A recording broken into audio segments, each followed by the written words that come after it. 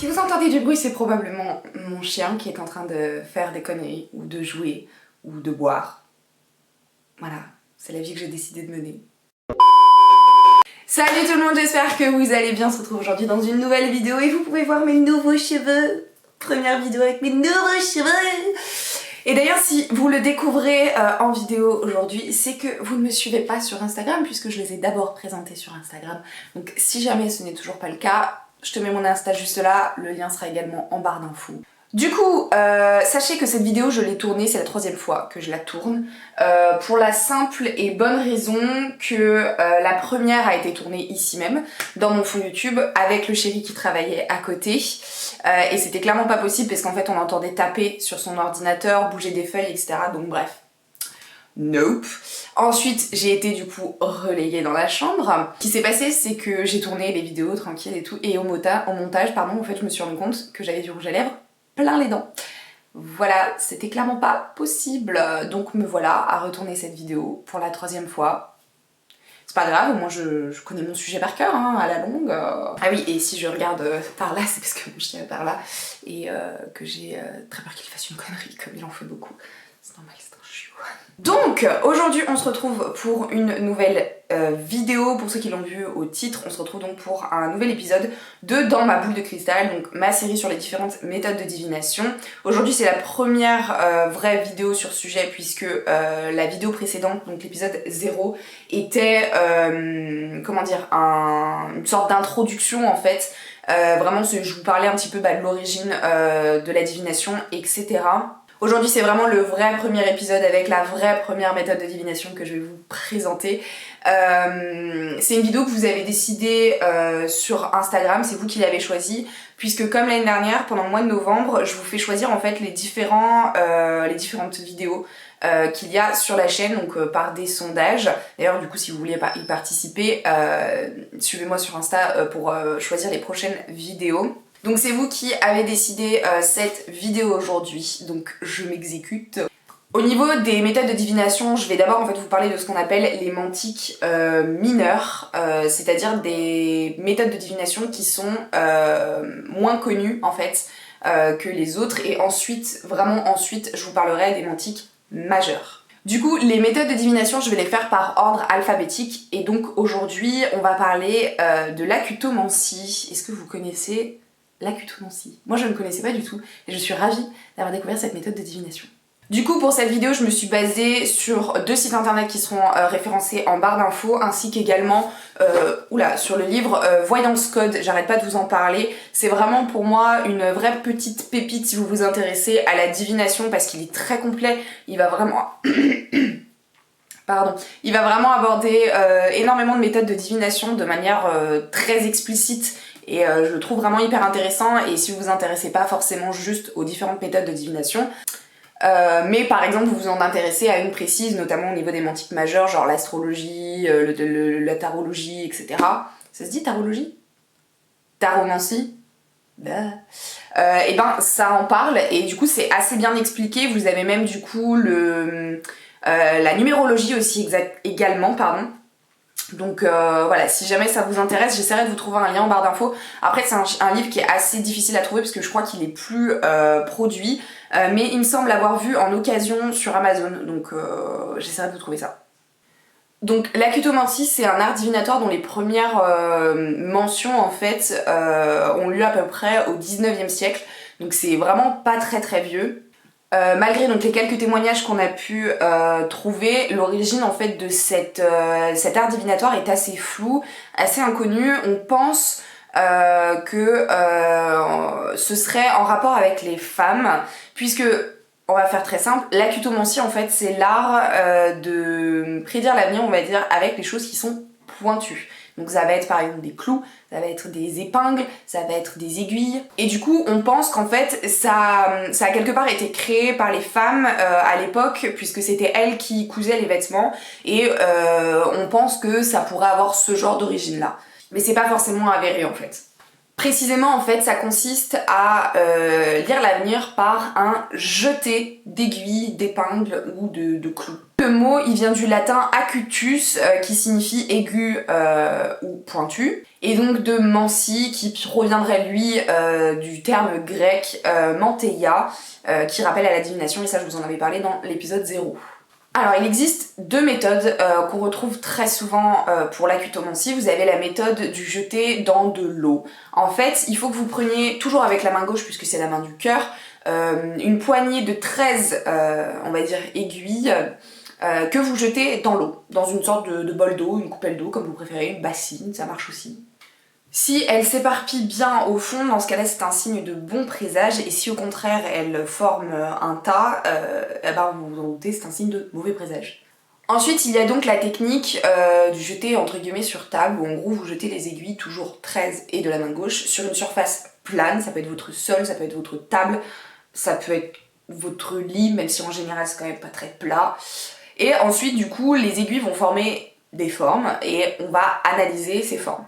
Donc par exemple sur le site internet passionésotérique.com, que je vous mettrai à nouveau en barre d'infos, on nous répertorie différentes formes par nombre d'aiguilles. Puisqu'il arrive que quand vous jetez vos aiguilles, en fait, il y ait des formes un petit peu partout, et notamment parfois avec 2 aiguilles, avec 3 aiguilles, avec plus de 3 aiguilles. Et c'est donc ça qu'on va interpréter.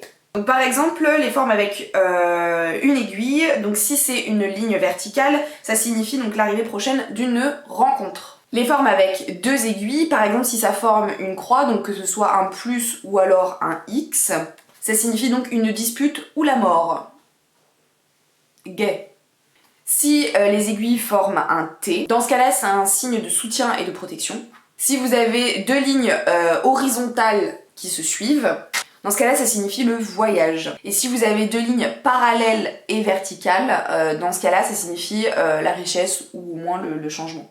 Dans les formes avec 3 épingles ou aiguilles, vous avez compris. Par exemple, si vous avez 2 barres verticales et une barre à l'horizontale sur le dessus, ça symbolise des problèmes graves. Et si par exemple les 3 aiguilles forment un L, c'est-à-dire 2 comme ça et une comme ça, ou je suppose une comme ça et 2 comme ça, peu importe, ça traduit une perte. Dans les formes avec plus de 3 aiguilles, vous avez par exemple, si jamais ça forme un E. Dans ce cas-là, ça signifie l'apparition de problèmes secondaires. Si vous avez 3 aiguilles qui partent d'un même point, dans ce cas-là, ça signifierait une naissance. Donc ça, ce sont les interprétations que j'ai pu trouver du coup sur le site internet passionésotérique.com. Il nous rajoute que des fois, vous avez des interprétations qui sont beaucoup plus simples. Notamment, donc je vous expliquais, si par exemple vous avez une ligne verticale, je crois que c'était verticale que j'avais dit. Ouais, c'est ça, verticale, donc ça signifie la chance et l'aide. Une ligne horizontale, la fatalité. Une ligne interrompue, donc le voyage. Une ligne courbe, ça signifie un obstacle. Et une ligne parallèle, ça signifie donc l'argent. Il faut savoir que visiblement dans cette méthode de divination, la signification ou l'interprétation des formes varie selon en fait les utilisateurs de cet art divinatoire, donc les voyants. Donc c'est un art qui, à mon sens, est quand même assez nébuleux, c'est-à-dire qu'en fait vous n'allez pas forcément avoir la même interprétation, ni le même entre guillemets avenir quelque part, selon les personnes qui vont vous lire l'avenir, même si vous avez les mêmes formes. Par exemple sur le site internet automancie.com, on nous explique que la forme de croix est remplie de chance, et non quelque chose de négatif avec une dispute ou une mort. Donc vraiment la croix, le X, hein. Toujours sur le site automancie.com, on nous dit 3 épingles parallèles, c'est donc réussite en argent, 3 épingles en triangle, c'est naissance à venir, alors que, on se rappelle, sur passionésotérique.com, il fallait donc que ce soit 3 épingles qui partaient du même point. Il arrive aussi parfois que les aiguilles forment des lettres, et donc dans ce cas-là, par exemple, pour la première lettre de l'alphabet, on a renouvellement, début ou commencement. Si ça forme un M, ça signifie donc l'homme, si ça forme un O, ça signifie la femme.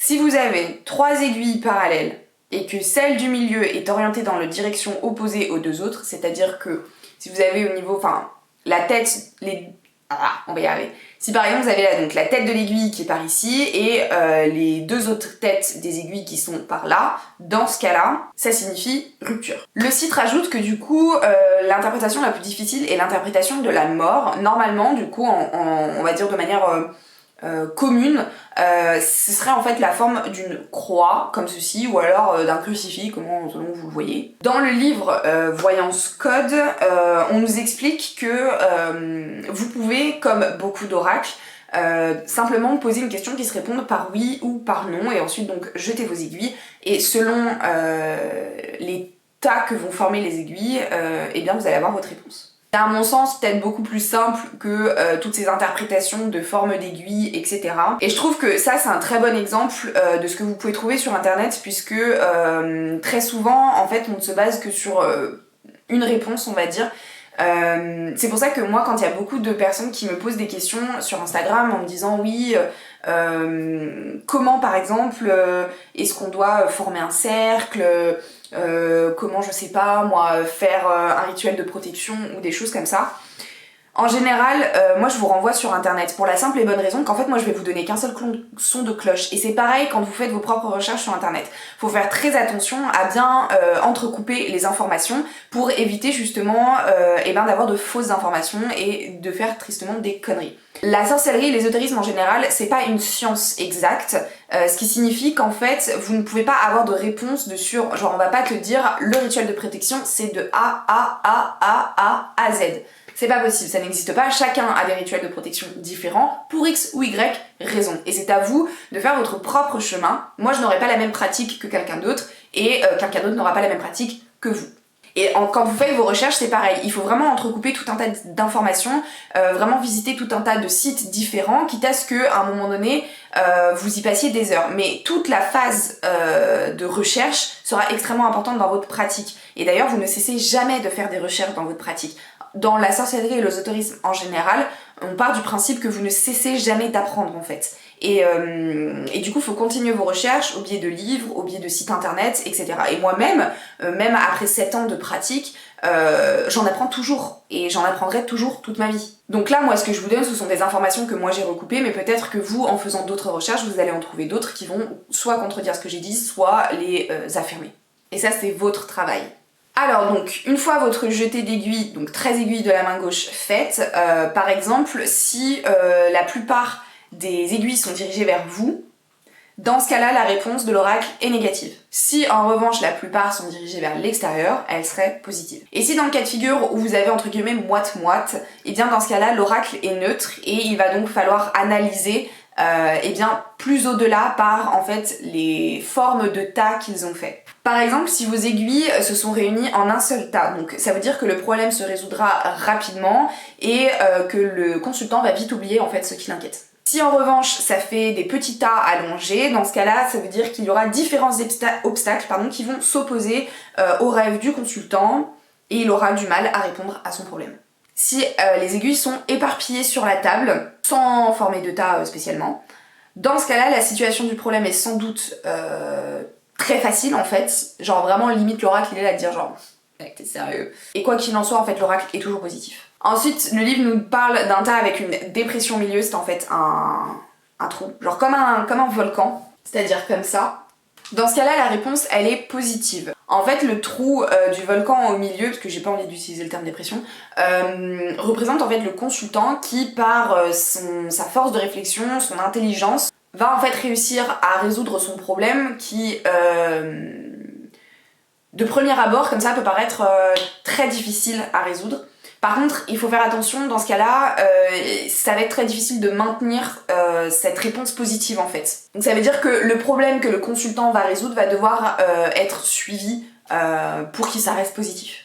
Si jamais du coup les aiguilles forment une sorte de couronne, ou ce qu'ils appellent anneau aussi, c'est-à-dire comme ça, dans ce cas-là ça signifie le succès, donc l'oracle est positif. En revanche, le consultant, alors c'est marrant la manière dont il l'explique, ils disent se repentira d'avoir désiré la chose pour laquelle il est en train de lutter. C'est-à-dire qu'en gros, il va vraiment... il va regretter de s'être donné autant de mal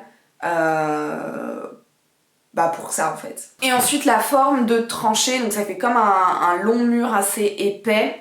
Ça peut aussi parfois prendre la forme d'un serpent, c'est-à-dire comme ça. Dans ce cas-là, l'oracle est forcément négatif. Ça signifie qu'il y aura des obstacles, tout un tas d'obstacles différents en tout genre. notamment la jalousie et l'hostilité des autres, et ça va donc entraver la réussite eh bien, de ce que veut le consultant. Écoutez, voilà, il n'y avait pas grand chose d'autre à dire sur cette méthode de divination. Je la trouve quand même très intéressante. C'est toujours intéressant d'apprendre plein de trucs. Mais là, celle-ci, je la trouve vraiment intéressante parce qu'en fait, elle est extrêmement nébuleuse à mon sens. C'est-à-dire qu'il est vraiment pour moi difficile de véritablement interpréter tout ça. C'est pour ça que si jamais vous vous intéressez à ça, alors j'ai pas regardé de vidéo de jeter d'aiguilles, si on peut dire. Mais si jamais vous voulez par exemple vous renseigner pour vous faire tirer les épingles, je sais pas si ça se dit, essayez de regarder si la personne a beaucoup d'expérience dans ce domaine-là, puisque dans ce cas-là ça signifie que, à mon avis, il aura eu le temps de vraiment créer sa propre pratique d'acutomancie et vraiment d'avoir vraiment une méthode d'interprétation qui sera fiable à mon sens. Après ça reste quand même une méthode de divination que je trouve assez étrange, genre tu jettes des aiguilles, genre ça pique dans ta main, ça fait mal. Donc bref, mais c'est quand même quelque chose de très intéressant je trouve. Moi ça me fait un petit peu penser, vous savez, au jeté d'osselets qui selon comment il tombe, etc. Eh bien signifie quelque chose. Mais voilà, je trouve que c'est genre méga intéressant. Et j'étais super contente de découvrir ça, j'espère que vous étiez contente de découvrir ça avec moi. Si jamais ça vous intéresse, je vous invite à checker plein de choses par rapport à cette méthode de divination là. Nous sinon on se retrouve sur Insta pour eh bien, plein de petites nouvelles au quotidien, que vous choisissiez les vidéos du mois de novembre. Et sinon on se retrouve la semaine prochaine pour une nouvelle vidéo. Je vous fais plein de bisous, ciao.